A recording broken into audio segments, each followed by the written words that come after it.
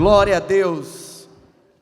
Gente, faz um favor para mim, por gentileza. Todo mundo, levanta seu dedo indicador aí, rapidão. Todo mundo, deixa eu ver. Uai, por que vocês levantaram o polegar? Come on. Come on. Meu brother, vem comigo. Evangelho de Jesus Cristo, segundo Lucas, capítulo 17, verso 20. Olha aqui para mim.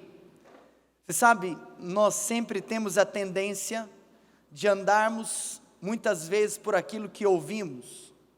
Ou melhor, perdão. Sempre temos a tendência de muitas vezes andar por aquilo que vemos. E é um problema quando nós simplesmente queremos nos mover de acordo com aquilo que nós vemos. Eu pedi para que você levantasse o indicador, mas eu fiz na minha mão o sinal do polegar estando levantado. É claro, você sabe, teve algumas pessoas que quando eu falei indicador, eles até levantaram o indicador. E aí, quando olharam para mim e viram que eu estava com esse dedo, muda, e aí é aquele negócio, você está vendo algo, você decide acreditar no que você está vendo, e você abre mão da convicção que já existe no seu coração. Olha, e eu não estou mentindo, eu vi gente aqui que estava assim, quando olhou para mim, mudou para cá. Como diz o outro, você tem dúvida qual é o seu dedo indicador? Você não tem dúvida, mas é porque infelizmente, o ser humano muitas vezes deseja se mover por aquilo que ele vê. E hoje, eu quero ministrar uma palavra nessa hora, e eu acredito que esse é um clamor no coração do nosso Deus, para que nós possamos viver de acordo com essa palavra.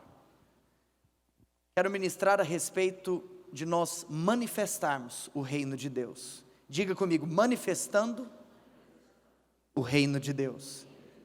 Vira para a pessoa que está do seu lado aí, né? Você senta aí de dupla, vira para ela e fala assim: você foi chamado para manifestar o reino de Deus. Aleluia! Quero pedir por gentileza para você apertar o cinto, porque hoje nós vamos decolar na revelação da palavra de Deus. Estou sentindo a atmosfera aqui hoje, está quente o negócio. Valeu, PC, Deus abençoe você, sua casa, sua família. Gente, olha aqui para mim. A palavra de Deus diz, eu amo esse versículo, e eu não quero aqui simplesmente fazer uma exposição do capítulo todo, até porque eu quero usá-lo como uma introdução daquilo que eu irei falar. A Escritura diz, interrogado pelos fariseus, sobre quando viria o reino de Deus, Jesus lhes respondeu: não vem o reino de Deus, olha aqui para mim, o que Jesus falou? Não, diga comigo, não, diga mais forte, não. Não vem o reino de Deus com visível aparência. Então, presta atenção, se você deseja manifestar o reino de Deus, a primeira coisa que você precisa aprender é que você não se move simplesmente por aquilo que você vê, porque o reino de Deus não é sobre aquilo que você vê. O autor de Hebreus, no capítulo 11, naquele capítulo que é o chamado capítulo clássico do livro de Hebreus, no verso 3, ele diz: pela fé, entendemos que foi o universo formado pela palavra de Deus, graças a Deus, de maneira que o visível veio a existir das coisas que não aparecem. Olha só, o visível, ele passou a existir após aquilo que já existia, mas não aparecia. Diga comigo, existem coisas que existem, mas não aparecem. Sabe, eu estou falando tudo isso apenas para que você entenda que nós não somos movidos por aquilo que nós vemos. O reino de Deus é algo muito mais profundo do que somente aquilo que você pode ver. Eu mostrei para você as palavras de Jesus a respeito disso, e é por isso que eu tenho um encargo nessa noite de dizer algo para você, que o reino de Deus, ele precisa ser materializado. Nós precisamos materializar o reino de Deus. Amados, nós precisamos de manifestar o reino. O reino, ele é feito para que nós possamos manifestá-lo. Você sabe, chegar para frente que essa parte aqui está mais dura. Olha aqui para mim, é como se eu fosse te fazer uma pergunta, dentro disso tudo que eu estou falando. Você acha que esse púlpito aqui, ó, meu computador está em cima dele, esse púlpito aqui, ele é concreto ou ele é abstrato? Vamos lá, ele é concreto ou ele é abstrato? Você tem dúvida disso? O meu celular é concreto ou ele é abstrato? E o seu espírito é concreto ou abstrato? Coisa interessante, né? Deixa eu te fazer uma pergunta. Quanto tempo será que vai durar esse púlpito? Será que ele dura talvez mais alguns anos? Eu acredito. Quanto tempo vai durar esse celular? Rapaz, esse celular eu tenho a certeza absoluta que daqui uns dias ele vai parar de funcionar. Até porque esse mercado consumista, obviamente os fabricantes não são bobos nem nada. Ele programa o seu celular para que você compre o novo que eles vão lançar. Sabe o que é interessante? Das 3 coisas que eu citei para você, o púlpito, o celular e o seu espírito, a única coisa que é eterna foi aquela que você ficou em dúvida se era concreta ou abstrata. Seu espírito é mais concreto que todas as outras coisas. Não é porque existe algo que você não vê, que quer dizer que ele não é real. Nós fomos chamados para manifestar o reino de Deus. Presta atenção, por muito tempo a igreja às vezes se coloca em uma posição de querer espiritualizar aquilo que na realidade é para ser manifestado. A vida cristã não é simplesmente para nós ficarmos espiritualizando as coisas, mas é para que nós manifestemos o reino de Deus. Eu falo isso porque, olha irmãos, o que existe de misticismo no meio da igreja. Você sabe, todas as coisas são espirituais, para nós tudo é espiritual. Então nós precisamos de assumir uma postura de manifestar aquilo que é invisível. É como se o clamor de Jesus na oração do Pai Nosso precisa ser o clamor do nosso coração. Senhor, faça-se a tua vontade, assim na terra, presta atenção, como ela já é feita no céu. Ou seja, eu quero trazer para a terra aquilo que já existe no céu. Que venha o teu reino. Olha, eu particularmente acredito em uma manifestação completa, em um tempo chamado reino, eu acredito nisso.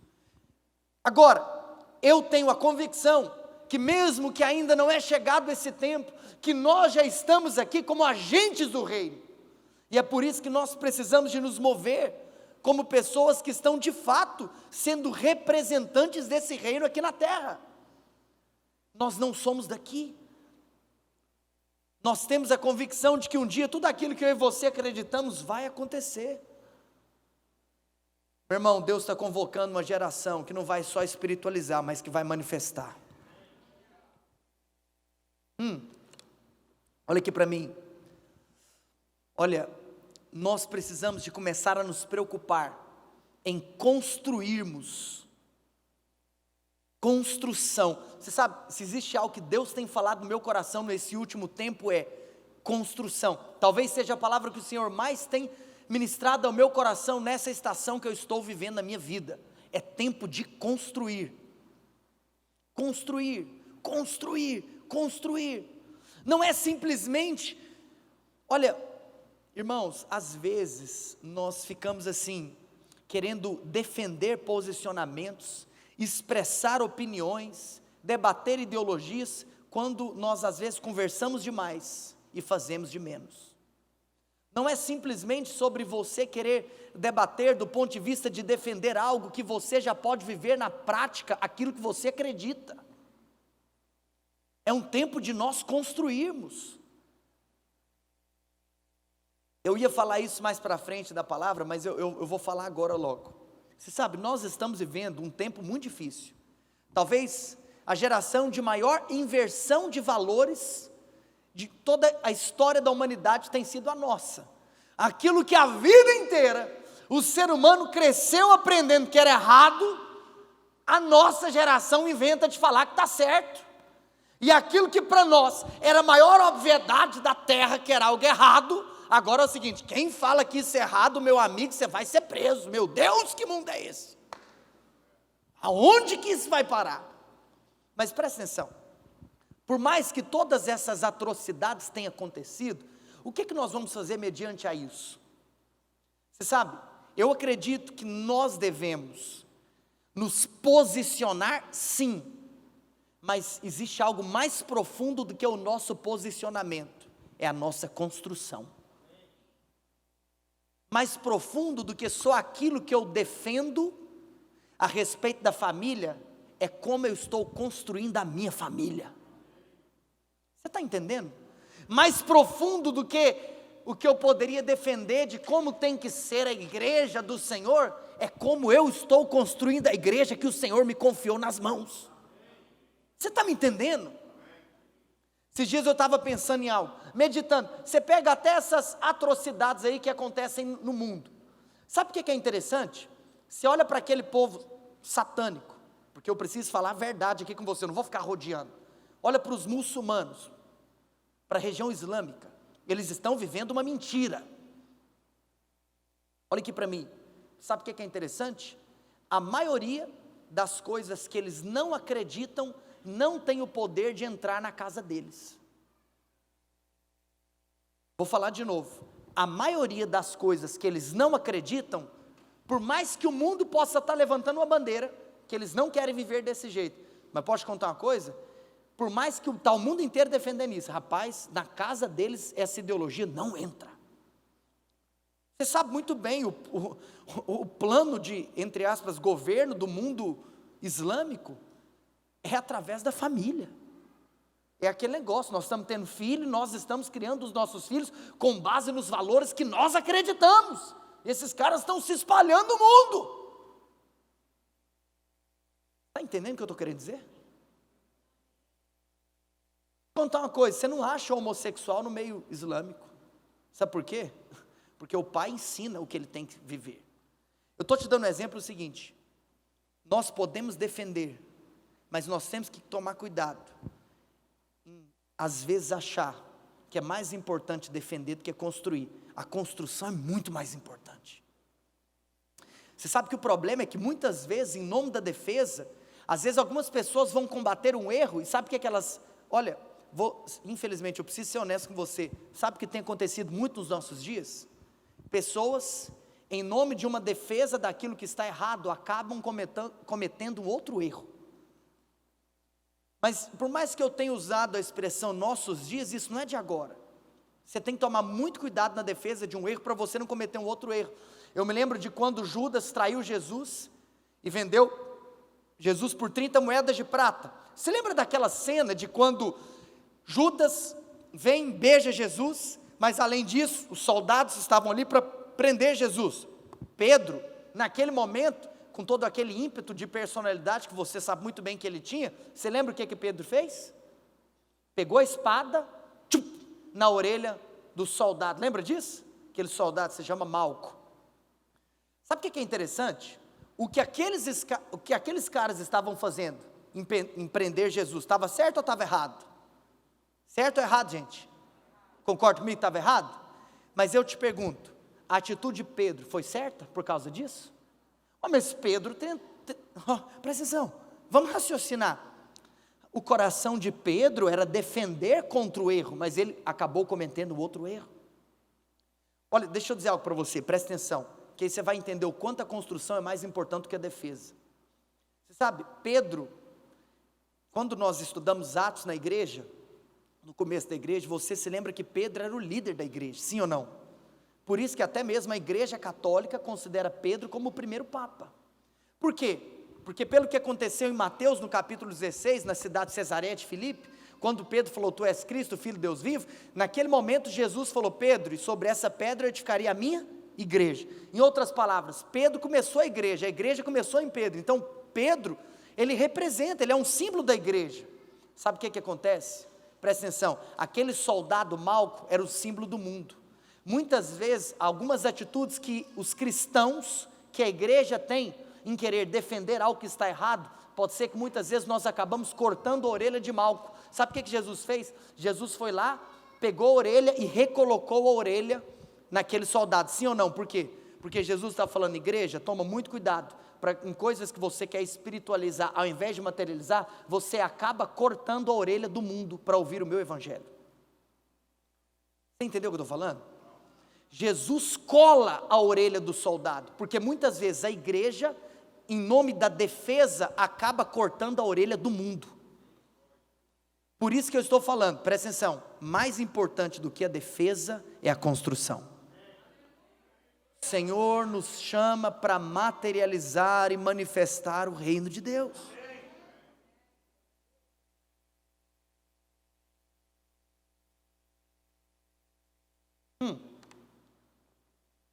Quero falar algo para você com muito amor e carinho. O reino de Deus sempre prevalece. Construa, pregue, se posicione, faça tudo, mas construa acima de qualquer outra coisa. Não fica apenas no campo do discurso.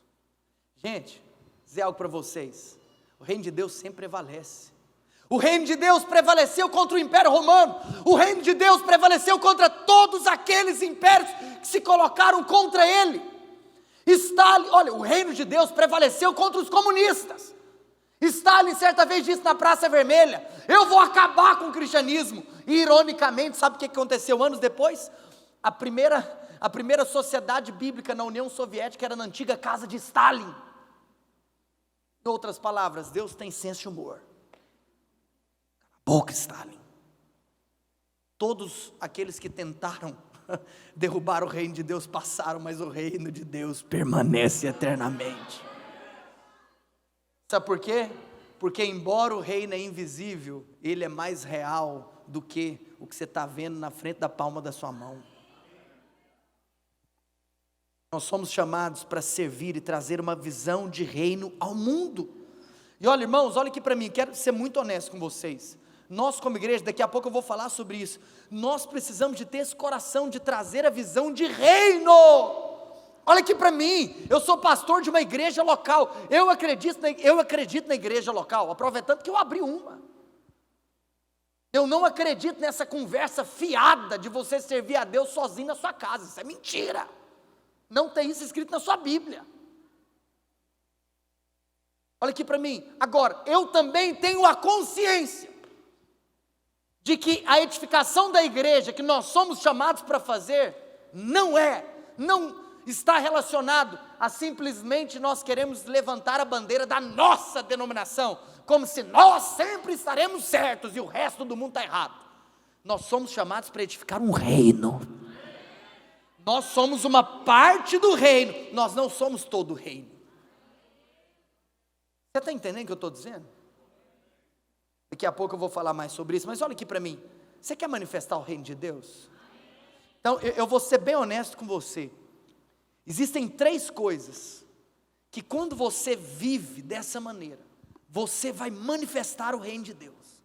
Não tem como você falar que você não vive diante desses 3 princípios, e que você manifesta o reino de Deus. Inevitavelmente as pessoas que manifestam o reino de Deus, elas viverão debaixo desses 3 princípios de vida. Sabe qual que é o primeiro princípio de vida de alguém que manifesta o reino de Deus? Em primeiro lugar, o sacrifício. Diga comigo, sacrifício. Gente, alguém chama a ambulância interna, pastor Vinícius, que ele vai falar da lei. Não. Eu não estou falando do sacrifício para você ser aceito. A obra está consumada há mais de 2000 anos atrás. Eu não estou falando de um sacrifício onde você tem que fazer algo para ser aceito por Deus, não é isso, e não é disso que eu estou falando. Meu amigo, se tem uma coisa que eu tenho em revelação é que Deus não é contra você, Deus é por você. O sacrifício que eu me refiro é uma consequência natural de alguém que foi alcançado por esse amor, é o sacrifício por uma causa. Não tem como alguém falar, eu quero, Senhor, eis-me aqui, eu vou manifestar o teu reino, se você não tem disposição de se sacrificar por essa causa. Esse sacrifício que eu estou falando é um sacrifício presente aqui em Romanos capítulo 12, verso 1, aqui.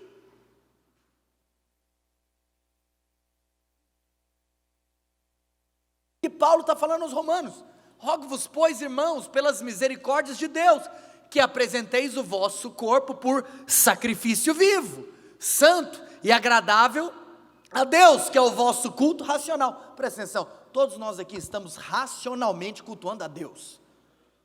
Então, nós, nesse ambiente de um culto racional, entendemos que somos um sacrifício vivo. Novo Testamento na nossa cara.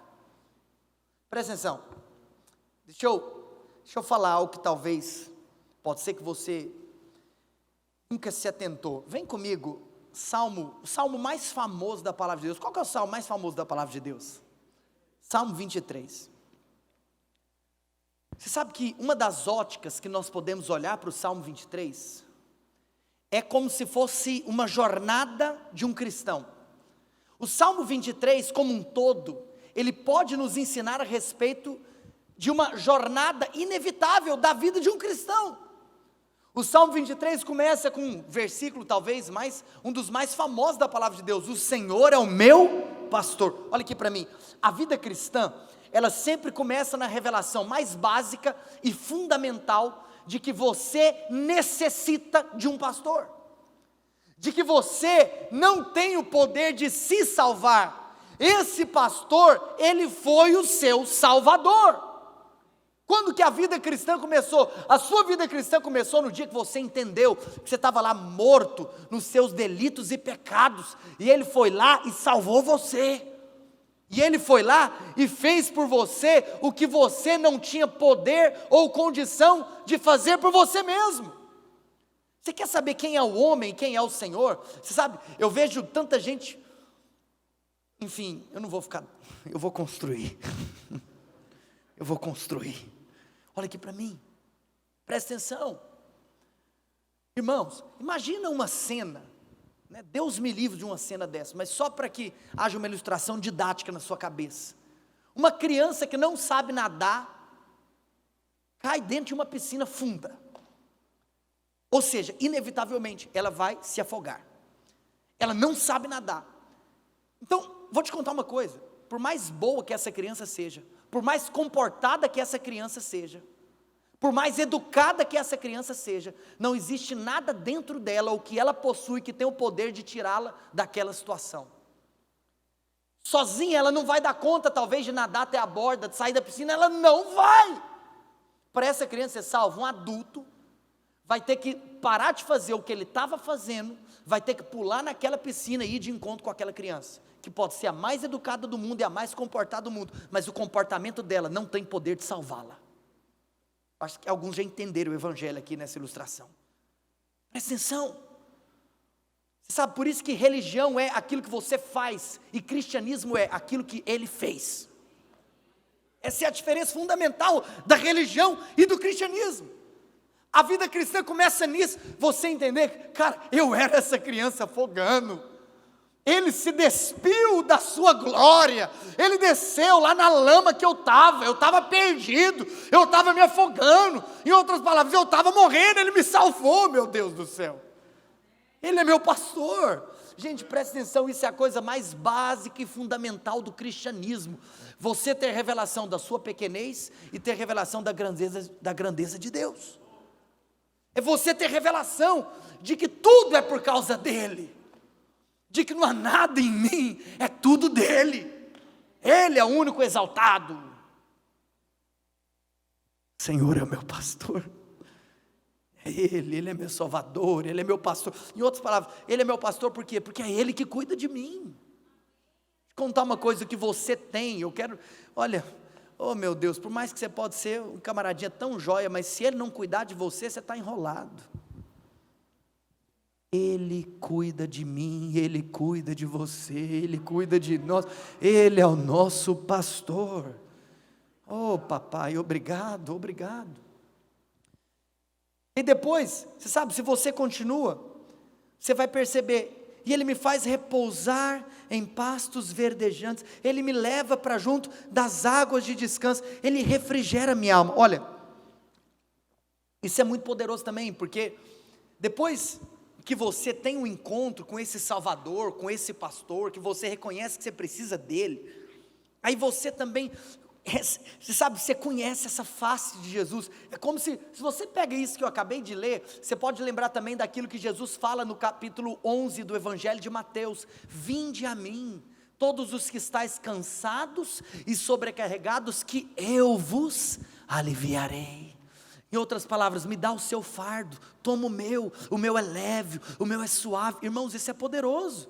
Olha, eu quero dizer algo com muito amor e carinho. Essa é uma segunda etapa também, que inevitavelmente nós passamos por ela na vida cristã. A primeira etapa é a mais básica, mas também a mais fundamental. Você está comigo? Que Ele é seu pastor, que Ele é tudo para você e você precisa dEle. Agora, depois que você teve um encontro com isso, pela primeira vez, você certamente em algum momento teve essa experiência, ou se você não teve, eu profetizo que muitos de vocês terão aqui hoje, de que olha, entrega o seu fardo, vai para Ele. Você está cansado, você está sobrecarregado, corre para Ele, corre para os braços dEle, Ele vai refrigerar a sua alma. Isso é poderoso, meus irmãos, que aí você vai entender que a vida cristã não é um peso, não, a vida cristã é um prazer. Está me entendendo? Aí sabe o que é poderoso? Aí depois você continua e vai falar assim: olha, volta, guia-me pelas veredas da tua justiça. Aí depois, esse camarada que descobriu que tem um Salvador, que agora entregou o fardo e recebeu dele, você sabe, inevitavelmente ele vai passar por um processo de transformação da alma. Ele vai passar por um processo de transformação da mentalidade. Aí por isso que essa pessoa que está dentro desse processo, você sabe, se antes ele mentia, agora ele não mente mais. O que ele fazia antes, agora ele não faz mais, porque a mudança está acontecendo de dentro para fora. E aí quando a pessoa menos percebe, nossa, parece que eu estou sendo guiado agora pelas veredas, em outras palavras, veredas, você sabe, costumes. Agora o que eu faço não era simplesmente os meus costumes antigos, agora eu tenho novos costumes, eu tenho novas veredas. É as veredas não de acordo com aquilo que eu achava que era bom para mim ou não, mas agora eu vivo, né, realizando coisas de acordo com aquilo que eu creio que é bom para o meu Senhor. Porque agora eu deixo de fazer o que eu fazia antes, com o coração de que agora, tendo esse comportamento, eu estou agradando a Deus. Isso é poderoso. É por isso que é aquela velha história: você não é salvo pelas suas obras, mas você é salvo, olha aqui para mim, você não foi salvo pelas suas boas obras, mas você é salvo para as boas obras. Diga comigo: eu não fui salvo pelas boas obras, mas diga assim: mas eu fui salvo para as boas obras. Por isso, amados, olha, quando alguém acaba de converter, não acha que ele vai ter, não cobre de um novo convertido o mesmo comportamento de você, que está aqui recebendo instrução há mais tempo. Quanto mais instrução, mais revelação, mais mudança. Vocês estão comigo? Você consegue, honestamente, quem que consegue perceber que existe aqui uma caminhada na vida cristã? Quem são as ovelhas desse salmo aqui? Sou eu e você. Agora, sabe o que é poderoso? Aí o salmo vai continuar, parará, pererê, enfim, você conhece o salmo. Hoje eu não quero aqui fazer uma exposição apenas sobre esse salmo, ainda que eu ande pelo vale da sombra da morte, Agora, vamos lá para o final, né? Pula lá, prepara uma mesa, né? Lá no final, olha, bondade e misericórdia, lá no verso 6, bondade e misericórdia, certamente me seguirão todos os dias da minha vida. Aí, olha o quanto é poderoso o que está escrito aí agora, ó. E aí a ovelha, que estava perdida lá no pasto, que o meu pastor foi lá me pegar, eu, que estava no pasto perdido, que descobri um pastor, que é tudo para mim, e que depois disso, Ele me aliviou a alma, e agora, com esse processo de transformação, eu estou sendo guiado pelas veredas dEle, pelo caminho de retidão dEle. Agora é o seguinte, essa ovelha, tem uma coisa que explode no meu coração: eu quero habitar na casa dEle. Quantos aqui querem habitar na casa dEle? Eu quero habitar na casa dEle. Presta atenção, se você nasceu de novo, o poderoso é que Ele que veio habitar dentro de você, sim ou não? Mas presta atenção, estou falando aqui sobre uma manifestação. Olha só, essa ovelha, ela estava no pasto, sim ou não? Só que agora, aonde que a ovelha quer entrar? Na casa. Agora você vai pegar isso que eu vou te falar e levar para o resto da sua vida. É comum uma ovelha entrar para dentro de uma casa? É comum você encontrar alguém que tem uma ovelha como animal de estimação? Sim ou não? Concorda comigo? Então isso só me remete a uma coisa: qual é a maneira que normalmente as ovelhas entram para dentro de uma casa? Quando elas se tornam a comida. Sabe o que é isso? Você vai ver uma ovelha dentro da casa quando ela for um cordeiro assado em cima da mesa. Sabe por quê? Porque o final da vida cristã é alguém que entende: eu vou me sacrificar por essa casa.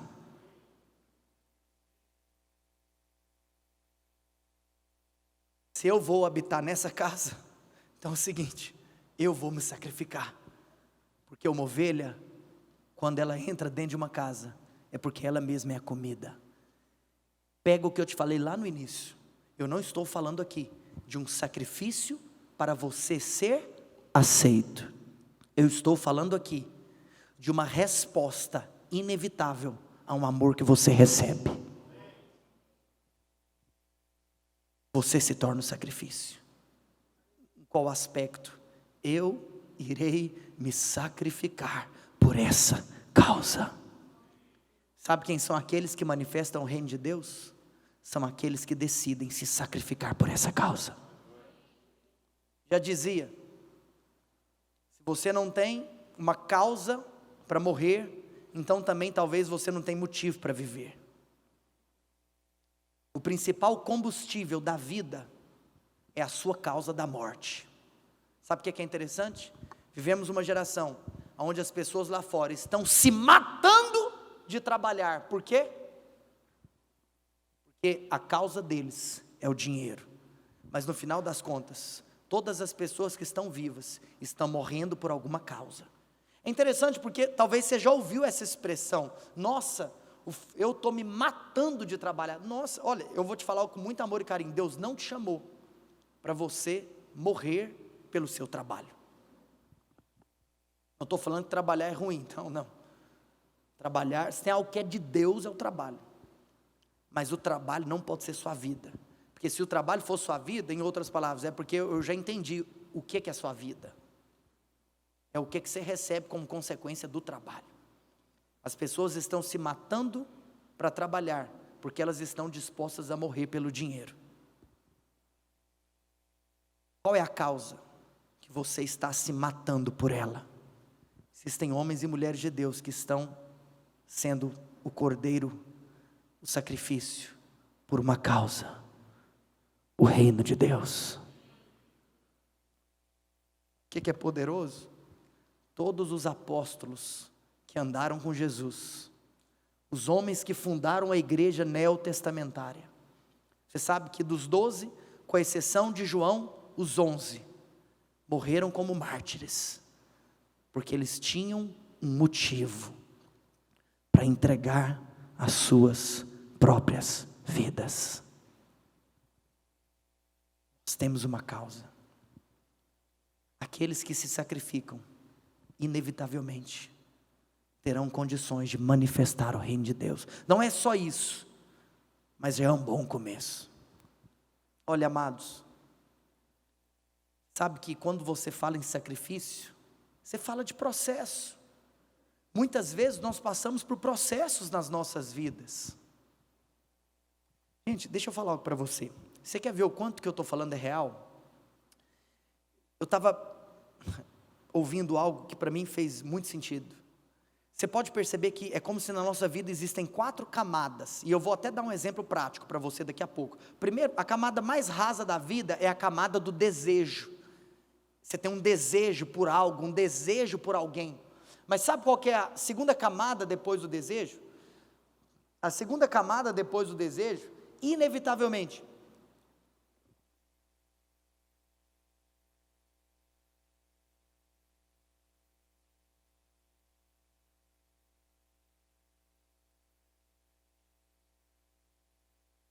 abri aqui que eu me perdi aqui.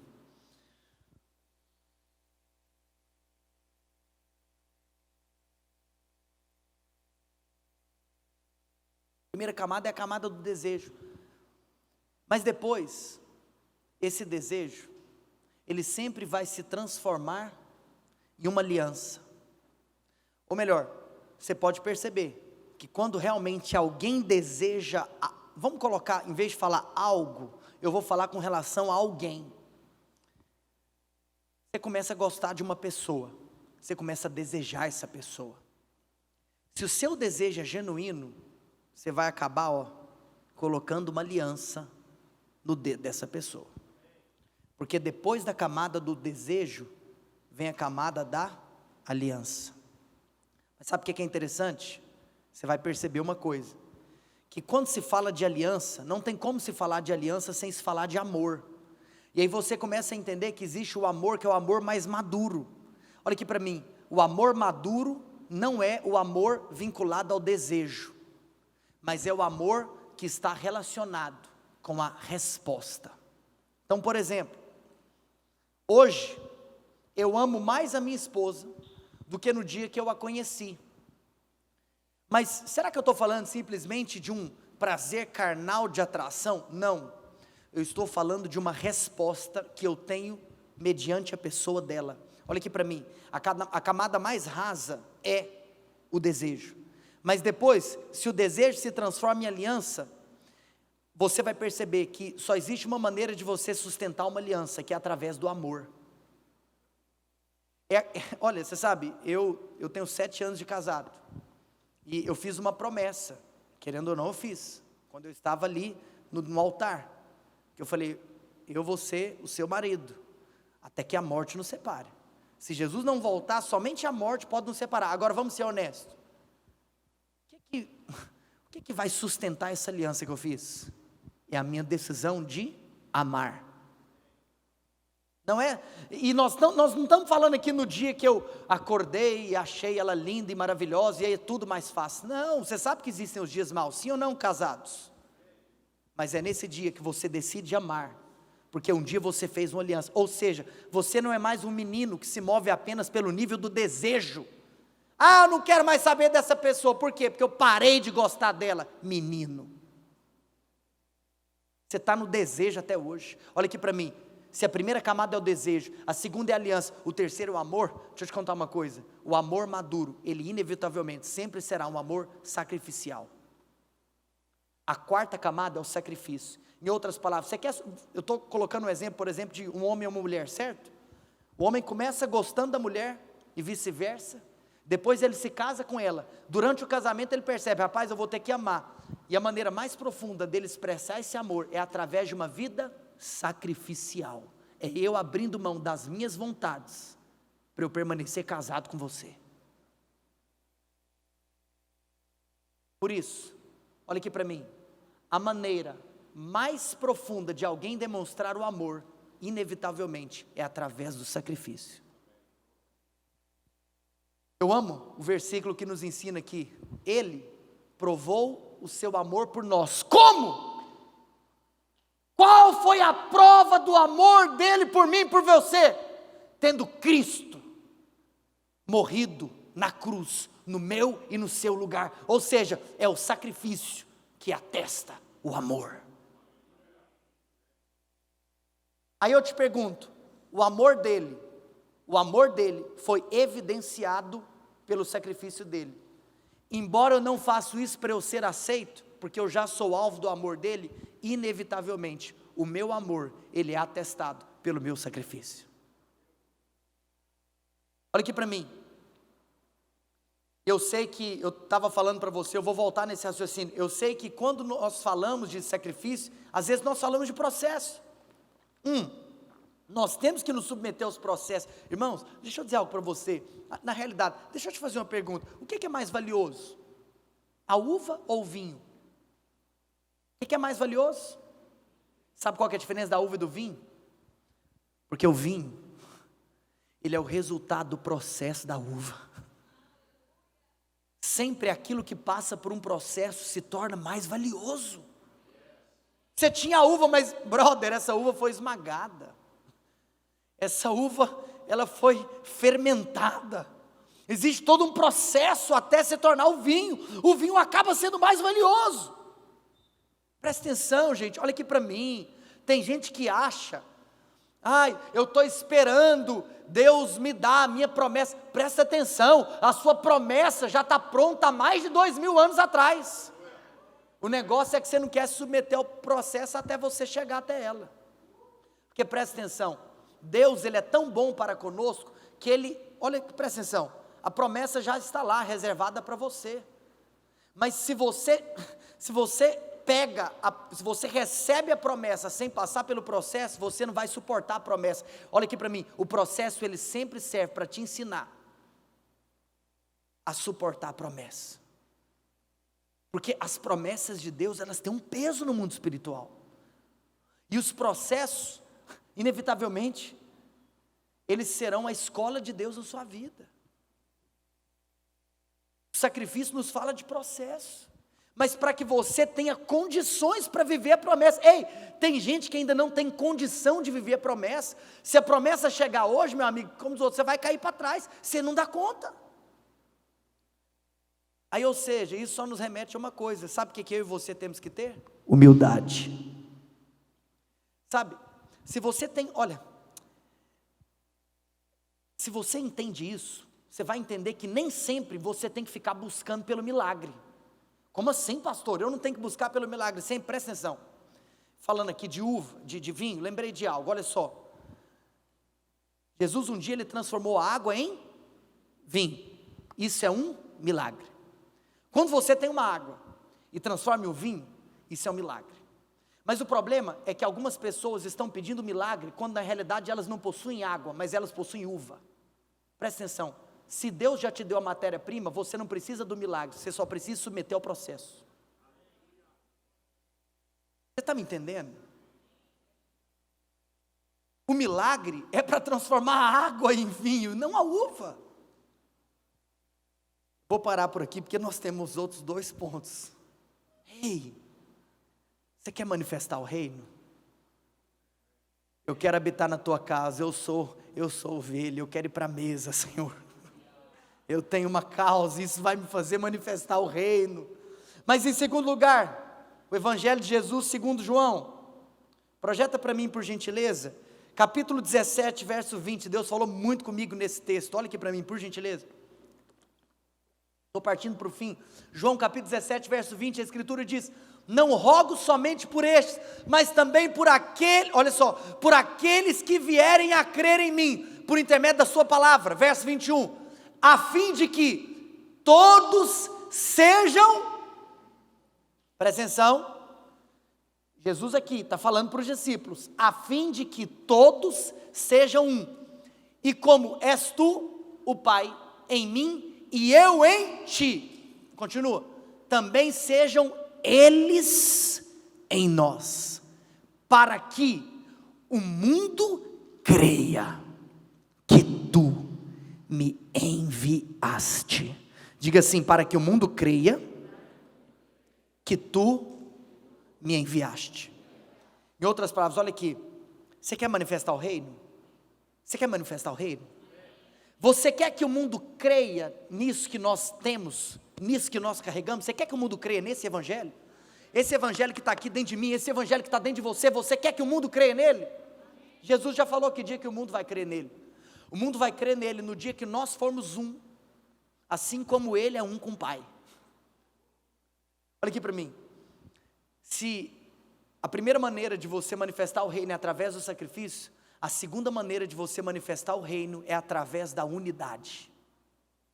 Você sabe que isso no meio do cristianismo é muito comum. O que as pessoas sempre falam? Você quer ver quando o reino de Deus está sendo levantado em um determinado lugar, em uma determinada região? É quando as pessoas estão se movendo debaixo de um espírito de unidade. O espírito de unidade é uma forma muito poderosa de você manifestar o reino de Deus. Você sabe, o pastor Carlito Paz, da igreja da cidade de São José dos Campos, ele fez algo que chocou comigo, que mexeu comigo, me chocou, quando ele estava em cima do palco do Descend, lá no Morumbi, em São Paulo. E foi interessante porque muitos pastores passaram pelo palco do Descend, e como muitos passaram de denominações diferentes, de linhas teológicas diferentes, linhas escatológicas diferentes, enfim, passou de tudo quanto é gente lá. E como era muita gente, cada um tinha pouco tempo, sim ou não?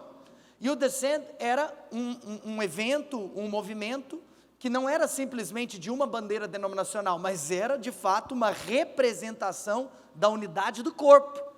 Aí eu te falo, meu amigo, onde tem unidade do corpo tem manifestação do reino. E aí sabe o que o pastor Carlito Paz fez?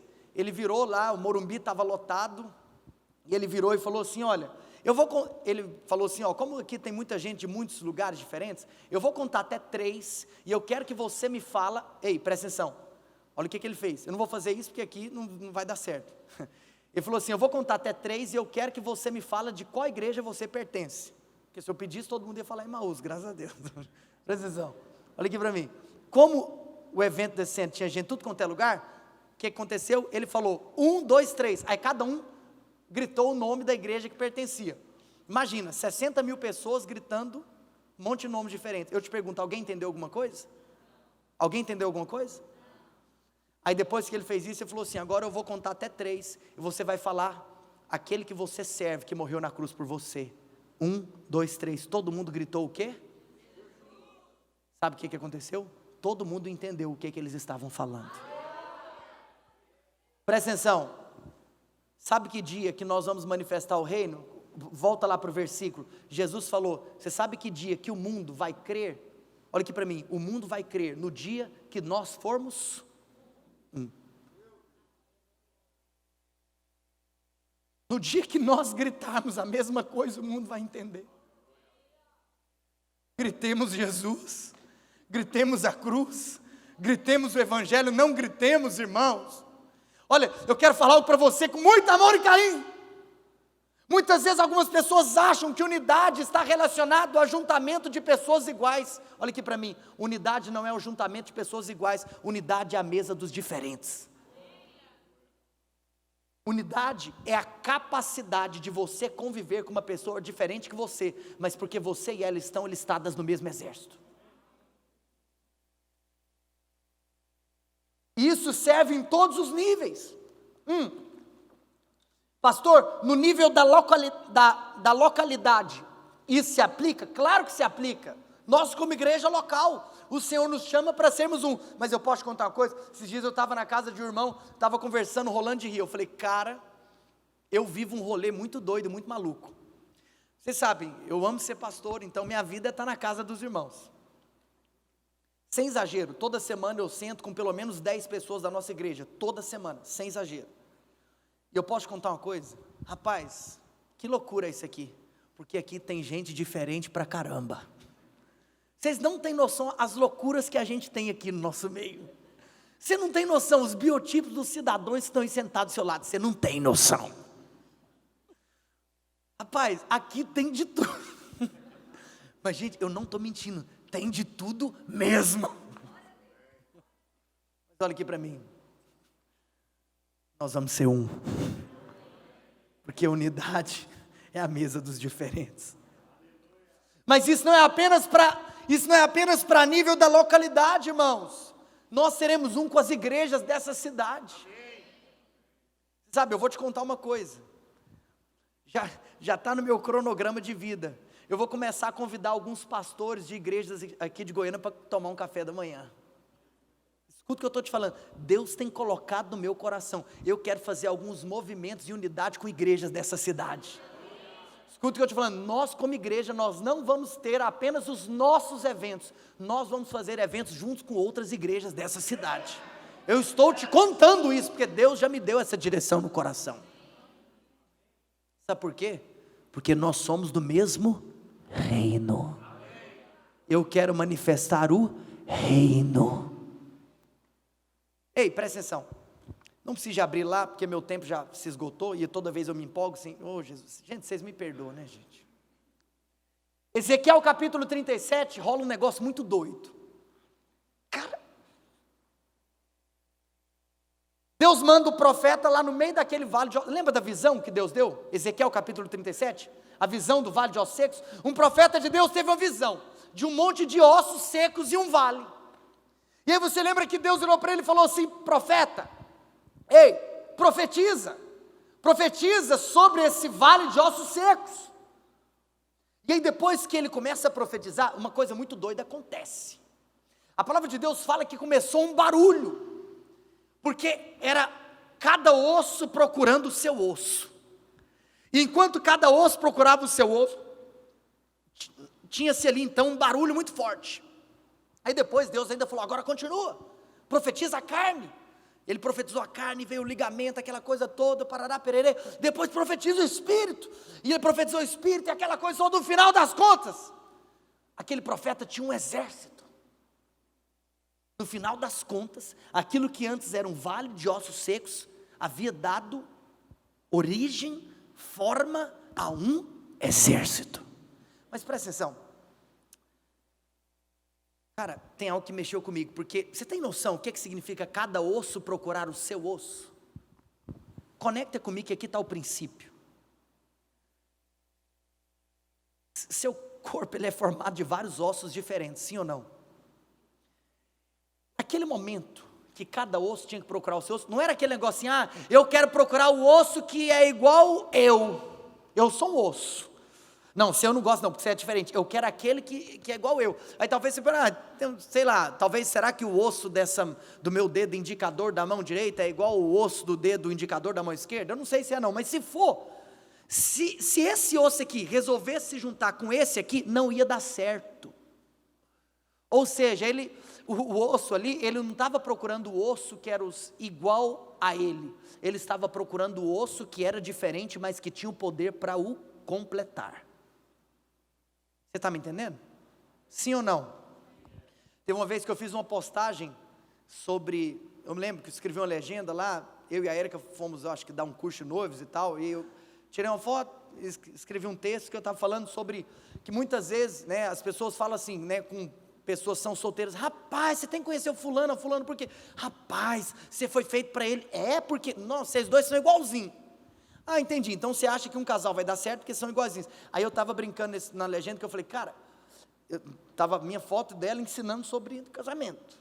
Eu falei, cara, vocês estão vendo aqui as duas pessoas mais diferentes do mundo. Não tem um casal mais diferente do que eu e minha esposa. Nós somos tudo diferentes. Nós somos de Deus. Mas Deus quis, posso falar igual um goiano? Você que está me assistindo aí de outro lugar, me perdoa. Deus quis nós. Estou brincando, os goianos não falam assim. Os goianos falam correto. Sou um goiano e falo correto. Deixa eu te contar uma coisa. Ei, você não tem que casar com alguém que é igual a você. Você tem que casar com alguém que completa você. Vou te contar uma coisa. Se tem uma pessoa que é diferente de mim, é a Érica. Mas se tem uma pessoa que me completa, é ela também. Cara, as nossas histórias de vida são completamente diferentes. Até a nossa história com Deus é diferente. Eu sou um cara que eu cresci em um lar cristão. Ela foi uma pessoa que converteu com 18 anos de idade. Até as nossas idades são diferentes. Tudo é diferente. Como eu cresci no lar cristão, meu testemunho é o testemunho de eu sou o Samuel, servi a Deus todos os dias da minha vida. Ela não. Ela teve uma experiência no mundo, mas depois Deus pegou ela. Mas você sabe, isso é poderoso. Todas as nossas diferenças, cara, se encaixam. A minha personalidade é uma, a personalidade dela é outra. E sabe o que acontece? Depois que eu casei com ela, eu acabei mudando. Por quê? Porque existem coisas que ela trouxe para dentro de mim que eu não tinha antes dela. Olha aqui para mim. Se você é solteiro, só fica essa dica: não case com alguém que é igual a você, case com alguém que completa você. Mas volta para cá. Você tem noção que naquele momento, eu vou para o próximo ponto, mas só olha aqui para mim, eu vou para o último ponto, mas eu quero só te falar uma coisa. Você tem noção que naquele momento que cada osso estava procurando o seu osso, mas o osso que encaixava, tinha um barulho. Sabe qual que é o problema? É que muitas pessoas não suportam o barulho da unidade. Porque quando você tem que aprender a conviver com alguém que completa você, isso vai fazer um barulho. Mas eu quero te contar que o resultado daqueles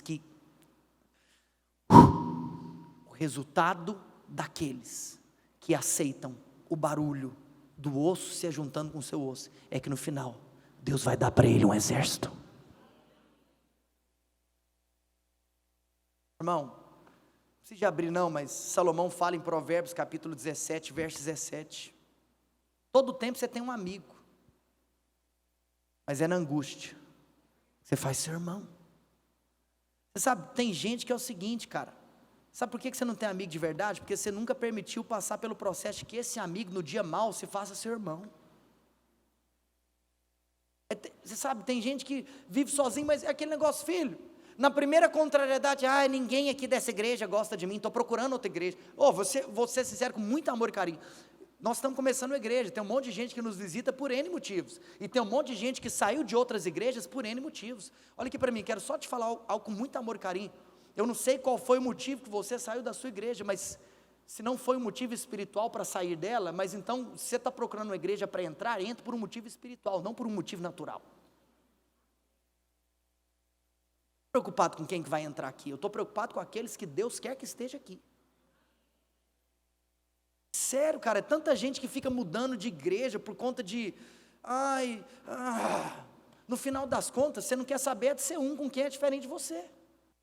Eu não quero que você seja atraído aqui pelo nosso estilo, gostei dessa igreja, é o meu estilo. Meu Deus do céu. Vou falar uma coisa. O Senhor nos chama para sermos um. Independente do estilo, independente até das diversidades teológicas, fomos chamados para sermos um. O dia que a igreja entender isso, o mundo vai crer que Ele foi enviado para a terra. Amém, irmãos? Time de adoração, pode vir. Quero te falar a última coisa.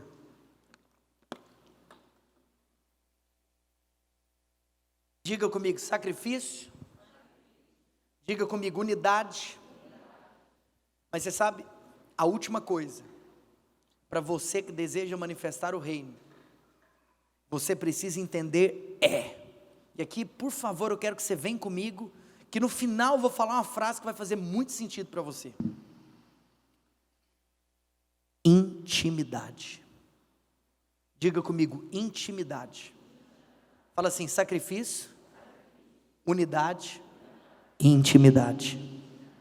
Amados, sabe quem são aqueles que hão de manifestar o reino? Aqueles que são íntimos.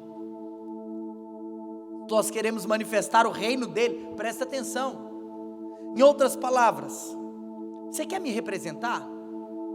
Então você tem que ser íntimo de mim. Como é que você pode querer me representar se você não sabe o que está no meu coração, meu Deus do céu? Ei!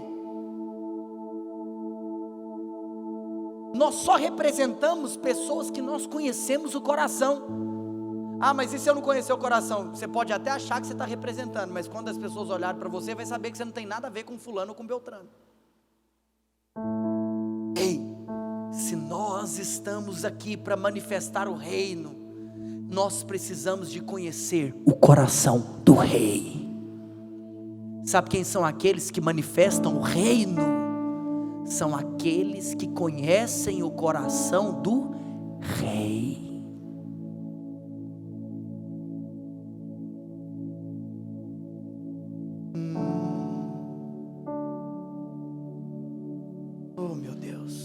Sabe, irmãos, uma das metáforas mais poderosas da palavra de Deus, até por isso é a última para a igreja, presta atenção, olha aqui para mim. Irmãos, eu amo olhar para a palavra de Deus como um todo. Você sabe, uma das coisas que eu mais gosto, assim, quando eu estou estudando a palavra de Deus, é perceber a palavra de Deus como um todo. Vocês lembram quando eu fiz eu não sei se você lembra, mas eu não está no YouTube, né? Porque na época a gente não gravava como nós temos gravado, mas um dia capaz que eu vou repregar de novo, eu vou gravar. Lembra que quem aqui era lá da época do Oliveira's Place? Que eu fiz uma série chamada A História da Bíblia, lembra disso? Tem gente aqui dessa época. Enfim, irmãos, a Bíblia, ela tem uma conexão poderosa. Você tem que olhar para a Bíblia como um todo. Aí as coisas, aí cada parte da Bíblia começa a fazer sentido para você. Você sabe, é aquela velha história, presta atenção. Nem todo ajuntamento de tijolos é um prédio, mas é impossível você ter um prédio que não tem vários tijolos. Sabe, não é porque você conhece um monte de versículos isolados que você tem uma boa teologia. Porque a boa teologia, ela é construída com a conexão da palavra de Deus. Eu me lembro, até John Stott, ele fala sobre isso. Ele diz que o bom raciocínio bíblico é aquele que te faz capaz de navegar dentro dos parâmetros da ortodoxia bíblica. Mas enfim, irmãos, entrando aqui em partes específicas da palavra,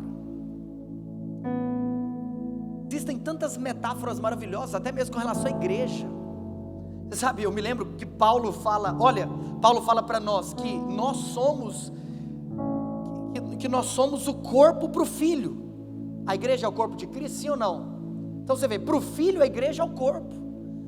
Mas o mesmo Paulo que nos ensina que nós somos o corpo para o Filho, diz que nós somos a morada para o Espírito. E ao mesmo tempo que nós somos o corpo para o Filho, a morada para o Espírito, nós somos a família para o Pai. Isso é muito lindo, muito poderoso. Mas você sabe qual é a última imagem que o mundo terá da igreja? Ao longo da palavra de Deus, você vê várias N imagens que o mundo tem da igreja. Mas sabe qual será a última imagem que a igreja vai assumir? Ei, o assunto é, queremos manifestar o reino de Deus para as pessoas, sim ou não? Então sabe qual que é? No final de tudo, quando o mundo olhar para a igreja, sabe qual que vai ser a imagem da igreja? Vai para o livro de Apocalipse, a revelação de João na ilha de Patmos. Sabe quem a igreja é? A noiva. A igreja é a noiva. A última imagem é a imagem da noiva. A noiva, por quê? Porque é o Espírito e presta atenção, por que eu estou falando aqui para você que isso é uma maneira de você manifestar o reino? Ei, noiva nos fala de relacionamento, noiva nos fala de intimidade, noiva nos fala de coração com coração, noiva nos fala de ligação de vida. Nós precisamos ter essa postura de nos sacrificarmos em prol do reino. Precisamos ter o entendimento da importância da unidade dentro do reino, mas precisamos ter a consciência de que se nós queremos manifestar o reino, nós precisamos ter intimidade com o rei. Aqueles que manifestam o reino são aqueles que possuem intimidade com o rei. Você quer manifestar o reino? Você tem que conhecer o coração do rei. Agora, ei, a boa notícia é que eu e você, no final de tudo, olha aqui para mim, no final de tudo, não é uma questão de nós sermos apenas os seus trabalhadores. No final de tudo, é a questão de que nós somos dele, a noiva.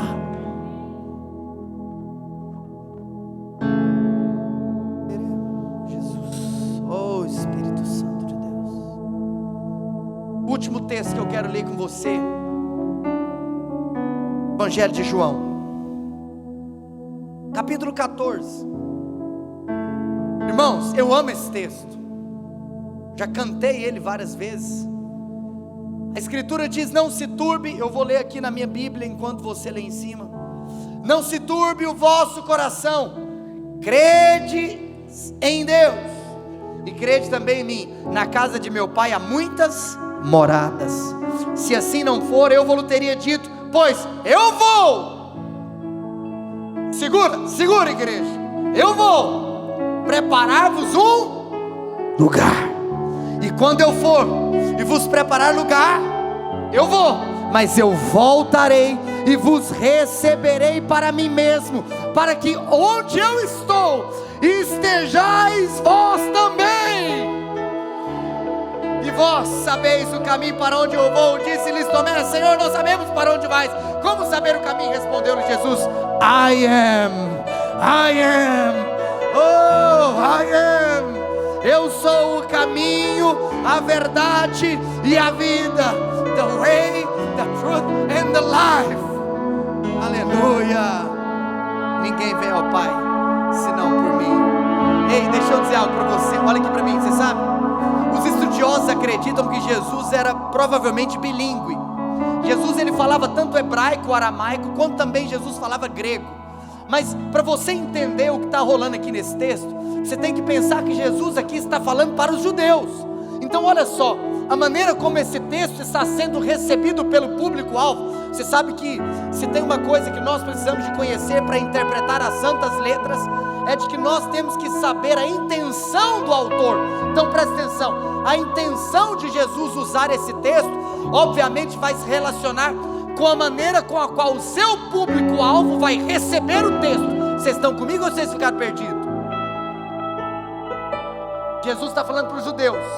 Agora, deixa eu te contar uma coisa. Você tem noção do que um judeu deve ter pensado no exato momento? Eu te amo, mano. Alguns mais velhos na fé como eu tá lembrando o que ele está fazendo aqui. Olha aqui para mim. A Heloísa Rosa gravou uma música um dia nesse capítulo e ele está tocando a música. Ei, presta atenção, mas depois volta para a música, nós combinamos. Olha aqui para mim. Ei, o que um judeu estava pensando na hora que Jesus falou isso para ele? Aí eu encerro a palavra te contando uma história. Com certeza os judeus imaginaram um casamento. Por quê? Porque, amados, quando o judeu ouvia alguma coisa do tipo: olha, eu vou preparar uma morada e um dia eu vou voltar, o judeu na hora, inevitavelmente, ele pensava em casamento. Por quê? Porque era assim que o casamento judaico funcionava. Você sabe, era interessante porque quando o judeu se casava, não era ele que escolhia a sua noiva, mas era o pai dele que ia escolher a sua noiva. Olha que coisa poderosa. E aí então o pai do camarada saía à procura da noiva. E aí o pai andava e tal, andava-se tribos, cidades, ruas, aquela coisa toda. Aí, vamos lá, o pai vai lá e acha a noiva do filho. Aí o pai entrava na casa e o pai então tinha uma conversa com o pai da noiva. E aí então os dois estão ali conversando, parará, pererê. Aí tinha um outro negócio, depois você pode pesquisar, estudar, que aí o pai do noivo e da noiva, eles combinavam qual era o valor do dote. Porque o noivo tinha que pagar pela noiva, era o dote. E aí então, eles combinavam o valor do dote, aquela coisa toda, pererê, está combinado, então é isso aí. Aí o pai voltava. Eu fico pensando quando o pai chegava e falava: filhão, achei, filhão. Achei, filhão. Filhão, ó, rua tal, cidade tal, ela é da tribo tal, parará, pererê. Aí agora era a vez do noivo. Aí o noivo ia lá na tribo que o pai dele falou, ia lá na cidade que o pai dele falou, ia lá na rua que o pai dele falou, ia lá na casa que o pai dele falou. E aí então, ele sentava com o pai da noiva e falava: então, né, meu pai combinou aqui, parará, pererê, eu estou aqui para pagar o dote. Aí então o noivo ia lá e pagava o dote, que era o valor da noiva. E aí, naquele momento as tradições judaicas, né, você sabe, existia ali uma cerimônia. E os hebreus então, eles colocavam em cima da mesa um documento que era chamado de ketubá. E aí então esse documento era assinado. E uma vez que esse documento era assinado, agora oficialmente, aquele camarada estava noivo daquela noiva. E naquele momento então, ele virava para a noiva e falava assim: noiva, que agora é noiva, você está aqui, só que eu vou ter que me ausentar. Por quê? Porque eu vou lá preparar lugar, eu vou preparar a nossa morada. Mas você sabe, eu vou lá preparar o lugar, eu vou preparar a morada, mas eu volto para te pegar. Eu volto. Então presta atenção, Ei, se essa era a tradição judaica, você tem noção que quando Jesus falou essas palavras, na hora os judeus pensaram em casamento. E o poderoso é que a palavra de Deus termina falando que no final das contas o que a igreja é? A noiva. Aí você sabe, aí o camarada voltava: paizão, paguei o dote, assinei os documentos, tá tudo certo. Aí o pai ia lá e dava uma porção de terra para o filho: filhão, vai lá construir sua casa. Sabe o que é interessante? Enquanto o varão estava construindo a casa, a noiva não sabia o dia que o noivo ia voltar. Então a tradição dizia que aí, sabe o que a noiva fazia? A noiva acendia uma lamparina e colocava na janela da casa, de tal maneira que todas as pessoas que passavam em frente àquela casa e olhavam para aquela lamparina acesa na janela sabiam: existe aqui uma noiva esperando pelo seu noivo. A lamparina está acesa. Olha aqui para mim, ei, você sabe como a noiva não sabia? Além da lamparina estar acesa, sabe outra coisa que com certeza provavelmente acontecia? É que todos os dias a noiva se preparava para a chegada do noivo, porque afinal podia ser naquele dia. Ou seja, a noiva estava preparada. Quantos estão comigo aqui? Você sabe, e um dia o pai virava para o filho, falava: é filho, você terminou a construção da casa, a casa está pronta, então chegou a hora de você voltar e pegar sua noiva. E aí então o filho voltava. Sabe o que sabe o que a tradição nos mostra? Que quando ele chegava, ele não precisava de entrar na casa. Não precisava dele entrar, porque ele chegou. E ele só falava do lado de fora: noiva, cheguei. Nesse momento, a noiva apagava a lamparina, saía de casa, porque agora ela vai lá para a morada que o noivo preparou. Com a lamparina apagada, quando o povo passava na rua, né, olhava para a janela e falava: o noivo veio buscar essa aí. Então você tem noção, os judeus ouvindo isso, Jesus falando para eles: eu vou preparar o lugar. Olha, irmãos, que sejamos um sacrifício vivo, que tenhamos um espírito de unidade, mas que no final sejamos um povo que buscamos de todo o nosso coração a intimidade, porque Ele está voltando para nos buscar. E no final, a maneira como o mundo olhará para a igreja é: existe uma noiva que está aguardando o seu noivo amado. Mas antes de nós cantarmos essa canção para finalizarmos a nossa reunião, eu estava me lembrando de algo. Olha aqui para mim, eu encerro dizendo isso para você. Muitas vezes a intimidade, ela sempre vai gerar uma santa extravagância. Aqueles que são íntimos, inevitavelmente são extravagantes. Você sabe, teve um dia que uma mulher foi íntima de Jesus.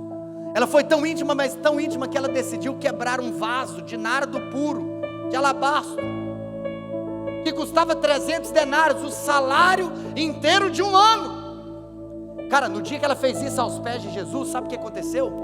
Judas Iscariotes reprovou, falou: mulher, como é que você faz uma coisa dessa? Tanto dinheiro assim, você poderia comprar tanta coisa para os pobres, etc, etc. Mas olha aqui para mim, ei, Judas enxergou mais valor no dinheiro do que no Cristo que estava diante dele.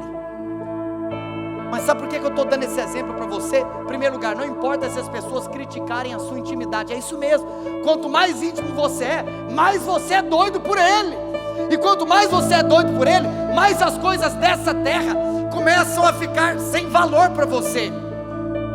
Cara, eu não tenho dúvida que muitos de vocês talvez são tidos como loucos por ofertarem o que vocês ofertam, por darem para Deus o que vocês dão. As pessoas falam: você está ficando doido. Mas é isso, é porque as pessoas atribuem valor ao dinheiro, nós atribuímos valor ao Cristo que está diante de nós. Mas olha aqui para mim. Sabe por que a intimidade... Ei, eu vou encerrar, é a última frase que eu vou falar. Você sabe por que a intimidade vai manifestar o reino? Porque quando aquela mulher quebra aquele perfume aos pés de Jesus, sabe o que acontece? Inevitavelmente, quando aquela mulher foi embora, o cheiro daquela mulher era o mesmo cheiro de Jesus.